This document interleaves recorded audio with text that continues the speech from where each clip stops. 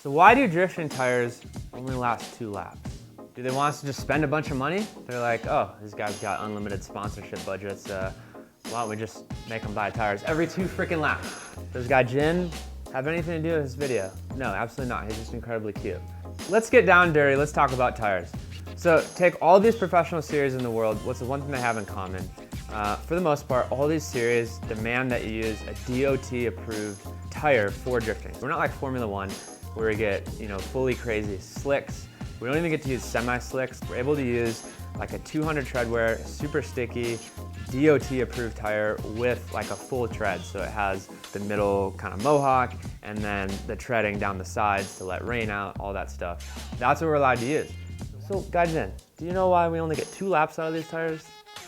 Okay, he's attacking right now. So the reason being, it starts with how much power we have in these cars and how much grip we have in these cars. So Formula Drift cars or cars similar to that, they're set up to have a ton of rear grip and a ton of front grip with as much steering angle as we can possibly have. Think shopping cart, right? That's always the joke. In the rear, we're actually set up kind of like a drag car. So we have 0 camber, we're actually towed in a little bit. We're trying to basically push that car, accelerate it forward when we're on throttle. Okay, so then take your drivers at your local track. They're going out, they're ripping on the same tires the entire day. Are we missing technology in Formula Drift that grassroots drifters have? Why with like these cars at Pro-Am events or practice events, we're getting 8 laps, 20 laps, driving the entire day on one set of tires, but then you go to Formula Drift or D1GP and we're getting literally 2 laps, if that, and they're completely shredded, almost blown up. What the heck is going on? We're close to the tire companies, we're helping these manufacturers develop their tires, they're giving us tires to drift, and yet we can only make them last 2 laps. It really comes down to the grip level and the power in these cars.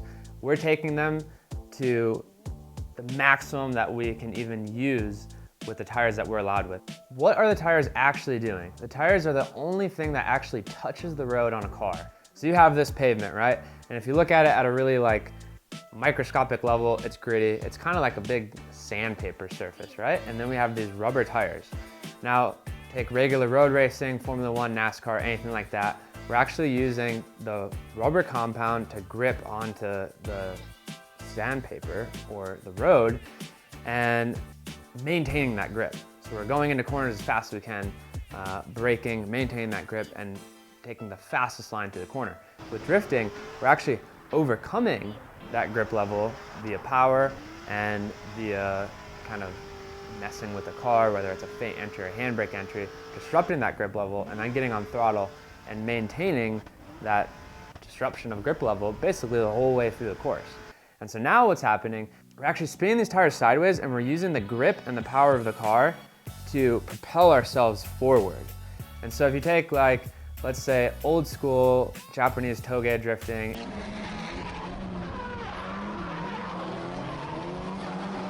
(180 horsepower, 150 horsepower, whatever it is, that's more just truly inertia and handbrake drifting. Now once we get into like high power professional drifting, we're now using that same method of inertia and whipping it in, but now we're actually able to propel ourselves through stuff because the rubber is basically constantly rubbing across the sandpaper and pushing ourselves forward. So it's a similar theory as if you were gripped up in your drag racing or road racing, but now they're actually sliding. And that's where the crazy tire wear comes in, because even at like 10 PSI, a 295 tire, a nice like 200 tread wear semi-slick or like very sticky tire, we're still only getting 2 laps out of the tires. After the first lap, we start with a brand new tire. After the first lap, we still have a good amount of tread. After the second lap though, they're completely smooth.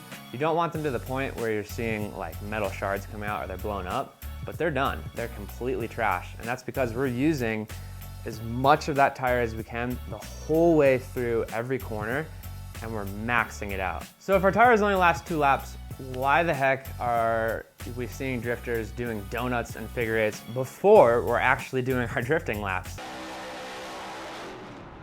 It comes down to when these tires actually operate correctly, and it's at a specific temperature range.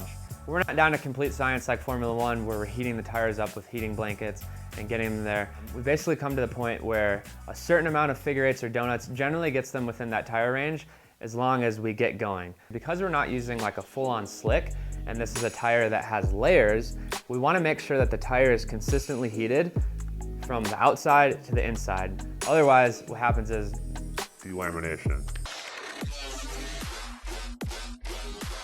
To avoid that, we get the tire up to temperature in its operating range and consistent tire temperature from the outside layer to the inside layer, and then we can go drift. We're burning off a little bit of that initial tread, but it's basically saving us in the long run because now the tire is up to temp. The other thing we're doing, tires have kind of an outer layer when they're pulled out of the mold.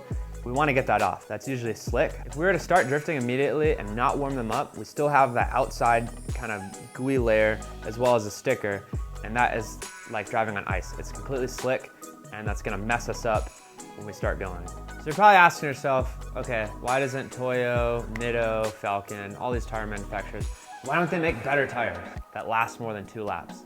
To make a tire last longer, generally with the technology we have now and the knowledge that I personally have, which is not anywhere what these tire manufacturers have, but to make the tire last longer, we have to do things to take away grip. We're gonna make them a harder compound, different materials, different rubbers, different synthetics, so that they last longer, and that's gonna lead to a tire that doesn't give us as much grip.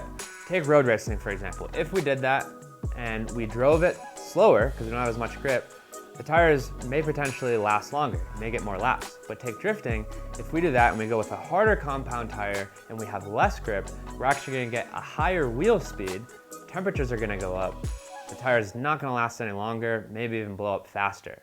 So why can't we go with more grip? Well, if we go with more grip to overcome and get to that right point where it drifts well, but it still accelerates hard, we're gonna need more horsepower. So if we have more grip, we're gonna need more horsepower. We're still gonna end up somewhere around that 2 laps type thing. So why don't they let us use like a slick tire or something like that and see if we can come up with a compound that makes it last longer than 2 laps. Formula Drift and other series like this, take British Drift Championship, or the Irish Championship, or even the Russian Drift Series, all these drivers don't have the crazy budgets like NASCAR and Formula One have. They're still working. There's some guys like us that are privateers. We're our own title sponsor. And then there's other guys that do have Monster Energy and things like this, but their budgets are tiny compared to these other motorsports.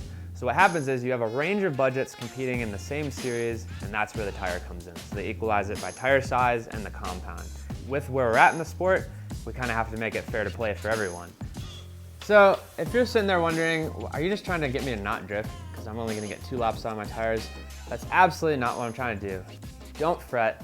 This is specifically for professional level, high horsepower, high gripped up cars. With pro drifting, they're looking to take this thing as far as they can, go as fast as they can, and that's why we literally only get 2 laps out of a set of tires. So if you guys enjoyed this video, hit that subscribe button. Check out more of our How to Drift series. Check out our budget drift car build. Watch me react to some ridiculous drifting online and even play some video games. See you guys in a couple days. Peace.